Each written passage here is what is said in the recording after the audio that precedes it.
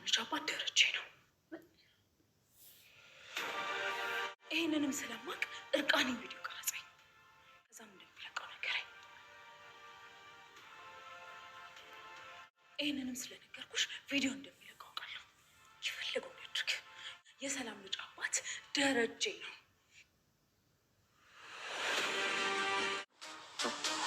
ቀለበት እናደርግና በቅርቡ ሰርጋችን ይሆናል አይደል?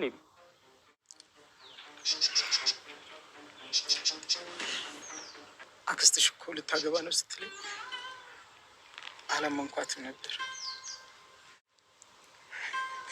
ይሄ በጣም አመሰግናለሁ። አንቺ የሆነ ነገር አድርግሽልኝ አይደለም፣ አክብረሽኝ አይደለም ወይ ተንከባከብሽኝ አይደለም፣ ዝም ብዬ ነው ያፈቀርኩሽ።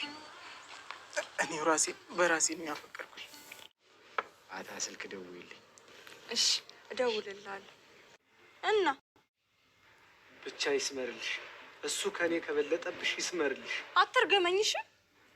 ቆይ እኔ ምን አጉድዬብሽ ነው? ግን እኔ ያነስኩብሽ? ትረሳዋለህ ልበል? ልጅ አለህ እኮ። የለኝም፣ አላየው።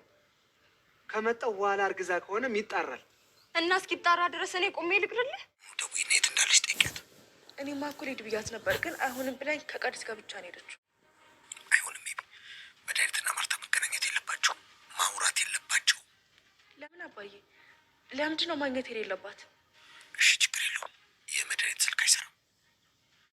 እሺ አባዬ አትመጣም? አንጌል እኔ እየመጣሁ። እሺ አባዬ። ያኔ ልጅ አለኝ እኮ አባዬ።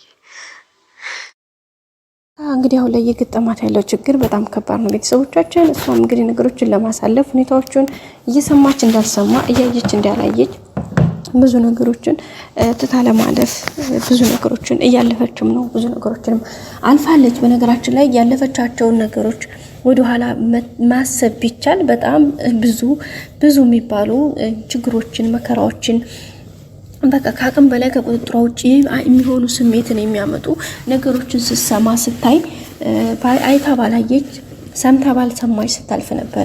ይህን ያደረገችው ለምንድን ነው? ትዳሯን፣ ህይወቷን፣ ልጆቿን፣ ቤቷን ላለመበጥበጥ ወደ ውስጧ የጥርጣሬ መንፈስን ላለማስገባት እየተዋጋች ያለችው ነገር ነበረ።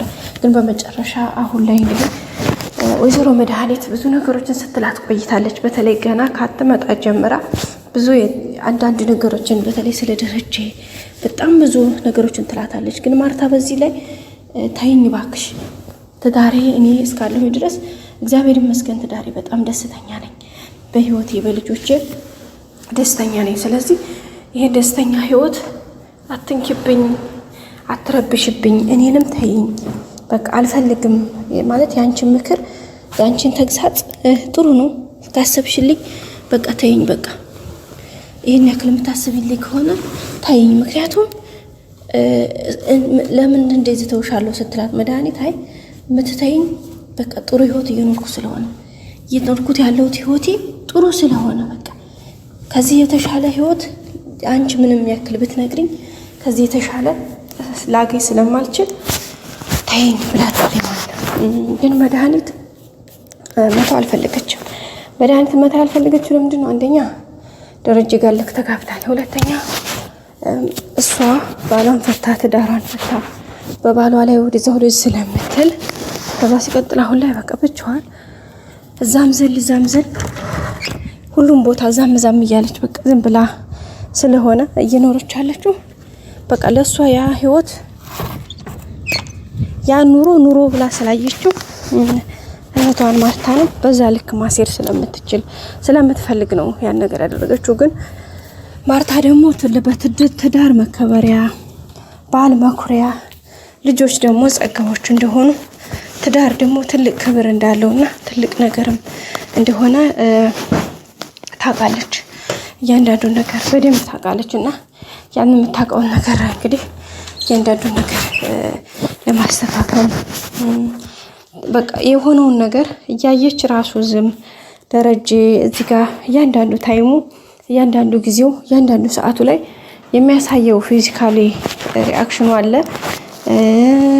ስነ ልቦናዊ የምትረዳው ነገር አላት።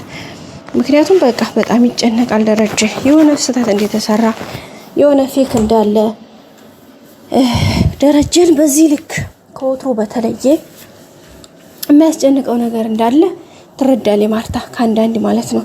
ግን ያንን ተረድታ ንገረኝ ብላ ከአንዴም ሁለቴ ከሁለቴም ሶስቴ ጠይቀው ነበር። ግን ስትጠይቀው ደረጀ ለመናገር ተቸግሮ ሁሌም ምንም እንዳልተፈጠረ ይነግራታል። ስለዚህ በዛ መካከል ምንም እንዳልተፈጠረ ሲነግራት እሷም ይሄን ነገር አይ ውሸትህን ነው ችግር ተፈጥሯል ብላ ደጋግማ ይዘዋለች። ግን መናገር አልፈለገም። እንደዛ አድርጋ ስትይዘው እሱ በቃ ሌላ ውስጥ ነው የሚገባው። ሌሊት ተኝቶ ሰላም የለውም፣ እንቅልፍ አይተኛም።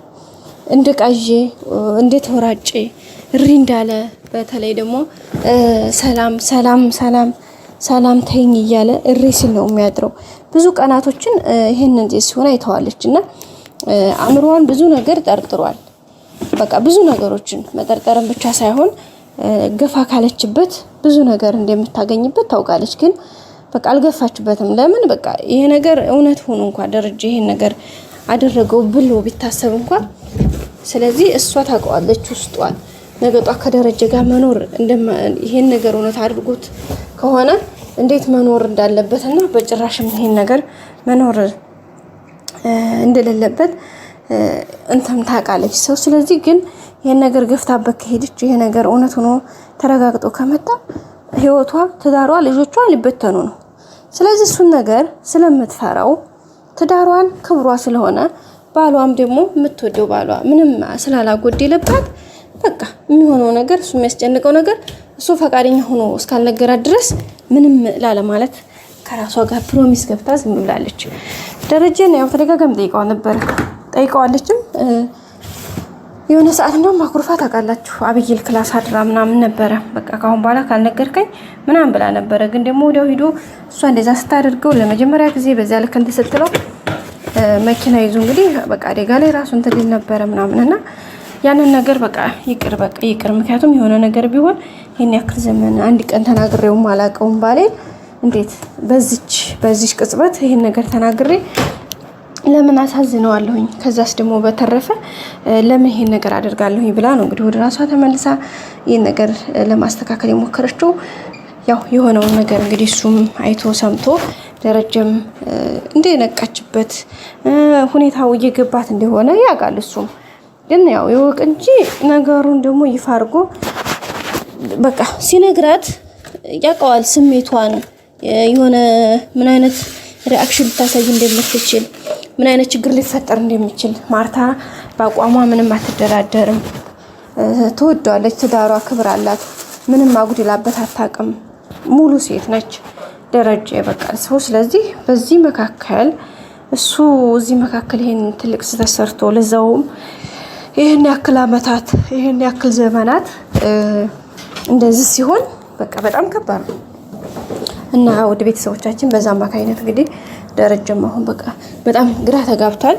ማለት ምን እንደሚላት ያ ሁሉ እያለ አሁን ደግሞ የተፈጠረው ነገር ሌላ ችግር ይዞ መጣ ማለት ነው። ምንድነው መድኃኒት ይሄን ቤተሰብ ታላተራመስኩት ብላ እንግዲህ ለራሷ ቃል ገብታ ወጥራ የመጣች ሴት አሁን ላይ እንግዲህ ያደረገች ያለችውን ነገር አይታችኋታልና ይሄ ነገር ሲፈጠር ከባድ ሆነ ማለት ነው። እሱም ደግሞ ማስፈራሪያ ምናልባት ብታርፍ ብሎ አስቦ ነበረ። ግን ልታርፍ ስላልቻለች በጭራሽ ምንም ልታርፍ ስላልቻለች ያው ቪዲዮ ይዞባት ነበር። ቪዲዮንም ደልቶ ውሃንም አገተቻት። ብቻ ብዙ አይነት ነገሮች ተካሄዱ። በመጨረሻ እንግዲህ ከሀገር ውስጥ ለመውጣት የበረራ ትኬት ቆርጫለሁ ቻው ብላ እንግዲህ ሆቴል ውስጥ ሩም ይዛ ተደብቃ ባለችበት ነው የተገኘችው።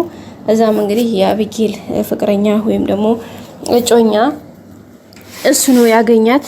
ሆቴል ውስጥ ተጣርቶ ተገኘ ማለት ነው። እንግዲህ ማርታ ሄዳ ካሁን በኋላ ማህተቧን በጥሳ በእናታቸው ምላ ድጋሜ እኔና አንቺ አታቂኝም አላቅሽም ብላት ስትመጣ እስከ ቤቷ ድረስ ተከትላ መታ እንግዲህ ያንን የዲኤንኤ ውጤት አውጥታ ሰጥታታለች። ይሄው ከእንግዲህ በኋላ የራስሽን ውሳኔ ወስኚ፣ ደረጀ የሰላም ልጅ አባት ነው፣ ስለዚህ እየተጫወተብሽ ነው። ከዚህ በኋላ አንቺ ታውቂያለሽ፣ እኔ ይሄን ሁሉ እየለፋ ያለሁት ላንቺ ብዬ ነው።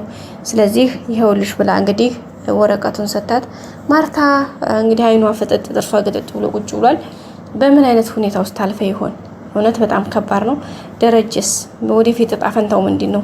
ልጆቹስ ህይወታቸውስ እንዴት ይቀጥላል? ቀጣይ አዲስ ቪዲዮ እንገናኝ። ሰላም ቆዩ።